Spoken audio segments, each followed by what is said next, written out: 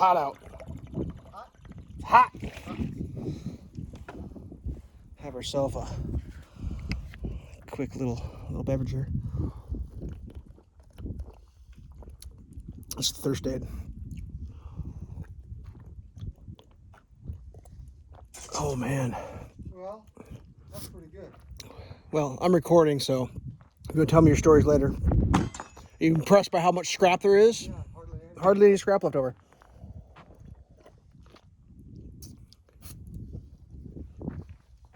I'm sure you'll find some place to put it. All right.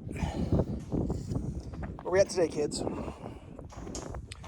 We are at ready to pour footings, but we're not pouring today. Can't get a hold of the inspector because he takes whatever time I call off, apparently. But we'll just do a little looky-loo here, see how this all turned out. The jump footing down, all secured. Uford ground there. Outside of the foam. Electrical panels going in this area. Should be perfect. Got our verticals pre-cut, ready to go. Marked with big blue arrows. Got nails on the end for the string line to string it down so we know where to drop them. Should be amazing. We're doing offset rebar in to alleviate the pressure from the dirt pushing in case you didn't know. So yep, we'll walk the perimeter. We'll walk the perimeter. You can judge me. Be all judgy about how that's not enough or that's too much or I would have this or that should have been that or how come this.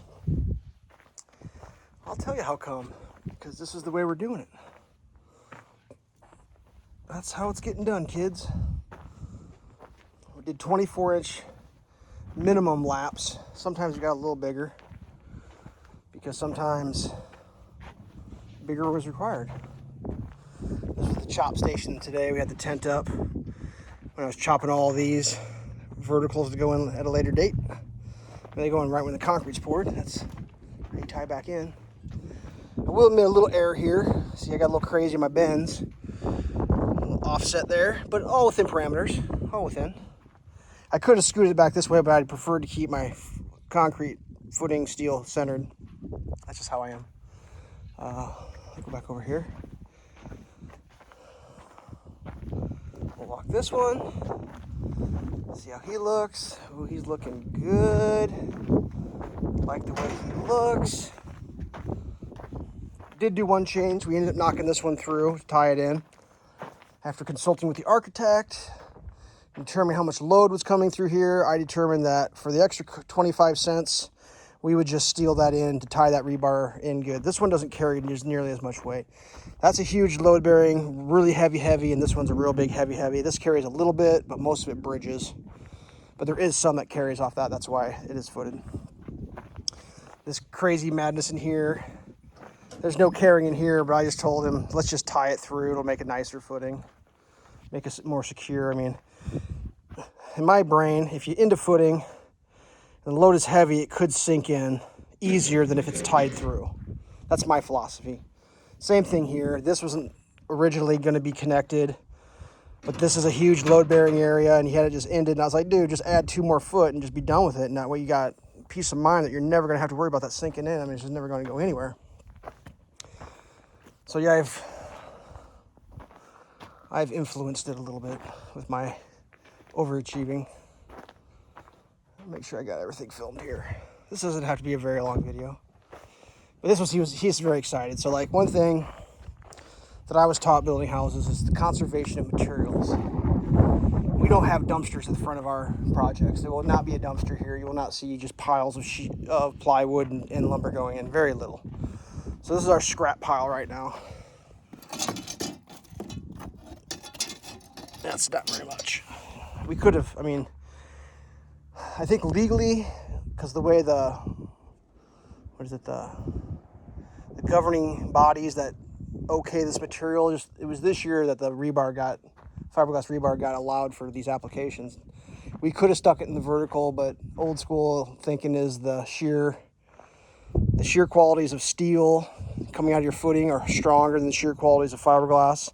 You could probably over fiberglass and get away with it, but we just said screw it with steel. Plus, if I have a deal where like this rebar is coming straight up, and for some reason my math's wrong, and I'm hitting a tie, I can take a sledgehammer, bend it this way, and then bend it essentially back up and clear. Whereas it's kind of hard to do with fiberglass. Fiberglass, you can bend it, but like, it don't like to stay where you put it. I can persuade steel. So yeah, so on this Uford ground, so we're steel from here, around, down, down, down, down. Pretty big overlap. And all the way down, down, down, down, down, up, down, down, and around. I think code is 20 feet, and that's, Jesus Christ, I mean, those sticks are 20 feet. We probably got closer to 30 foot there. We should be good, from the way I understand it. There's a lot of the fiberglass gets poo-pooed because you can't do that. Well, you can do it. Just do it this way. See? Done. Get your fancy-ass bending thing, bend it all out, make it all fancy. So, I mean, yeah, this will all go, or we may have to come up with a little bit more, but a lot of this is in the walls. This big heavy stuff gets used back here over. There's a section of like some big doors that it's only a foot of concrete, so it's been engineered to be used 2 sticks of 5/8 to hold that real good, keep it from going anywhere. And then we're gonna do a weird header system and kind of like double quadruple E, make it safe. Got extra stands. Oh, we got all sorts of great stuff. This cutter's been working real good. Breaking my back. Got a video on that. You can watch that. Check the link in the description. One of those corners, I'll throw it in. Yeah, that's where we're at. Everybody does it differently. This is how we do it. We've also, if you can see, we've got it marked out where the bolts for the plates go in. And then we got strings for that, so that'll all get put in the right spots. You can see where doors, there's no bolts in this section where the wavy line is. Got that all marked out beforehand, so you don't got to sit there and panic if it's not going well. Get it all figured out beforehand. And as I say that, I don't see any marks on this one. I don't understand what he's doing. We ever laid this out over here? Where'd you go? Oh, he's out for the bathroom. That's not that big of a deal. Just plop him in. Whatever. All right. I think that's going to be about the end of this one. Let's go take a little peek see how our neighbor friends are doing. From what I heard, the guy that's built those houses, he's a little bit bigger builder, builds lots of houses at once, and he's got crews. He's got trim crew, roofing crew, framing crew, and they just frame houses and they move on to the next one. So like one of these days we'll show up and there'll be probably a dozen or 2 dozen probably Spanish-speaking individuals, if I had to guess. We'll be down here just whistling Dixie, just slapping houses together. They did get that one backfilled, which I think is a little alarming to backfill a structure that close to pouring. I would never do that in a million years, but that's just me. I think that sat 4 days before they backfilled, which is... And those are just sitting kind of like they were. They did pour the basements in those, which I've never seen that done before. Kind of interesting. I wouldn't mind it. I mean, it's kind of nice to have a nice work spot. They did fix this, or change this gate down, or the fence down there. I'm filming crop, sorry. They changed that fence, went across, so that's kind of cool. A little more backyard going. But, yeah, I mean, things are happening. This isn't a race on this one for us. You know, this is... I mean, that dude up there, it's his house. He's building it for himself. That's what's going on here. And, yeah, it's just kind of cruising along at his own pace, doing his thing. We forgot to lay out the bolts in the center for your plates. Or I should say we forgot. We haven't done it yet. At least I don't see the marks. Not that it's a real big deal. But we did it on all these. We just haven't done it. I don't see any marks on this right here. Did it here. I don't know if you want to do that real quick. Yeah, probably. All right. Well, I'm so close to 10 minutes. We're just going to film for a couple more seconds here. Yeah, I don't know why we didn't do that.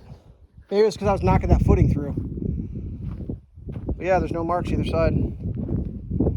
I think part of that might be you're still trying to figure out what was going to be opened and what was going to be. Just run it all the way through, screw it. You're going to run the wall all the way through now? Yeah. Jesus Christ, after you dig all that shit out. You fucking maniac. Whatever. All right, we'll get it sorted. Laters.